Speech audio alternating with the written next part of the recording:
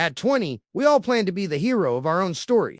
But by 30, many of us realize we've become the background character in someone else's. Meet the most dangerous character in cartoon history, Squidward Tentacles. He isn't a villain, and he isn't just grumpy. He's a mirror for the modern soul. He has the taste of an artist and the ego of a king, but the discipline of a ghost. He represents the sophisticated, average people who believe they're too refined for the grind, yet wonder why they're stuck. He hates the focused because their joy reminds him of the passion he buried years ago. He chose the safety of a Squidville life, only to find that a life without friction is a slow death.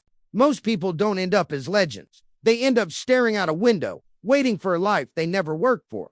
Today, we uncovered the Squidward syndrome and how to kill it before it kills you.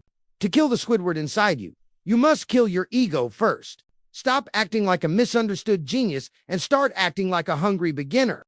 History doesn't remember the critics who stayed refined. It remembers the obsessed who stayed focused. The next time you feel the urge to mock someone's hustle, remember, they are in the arena and you are just watching through a window. It's time to choose the window or the work. Stop waiting. Start becoming.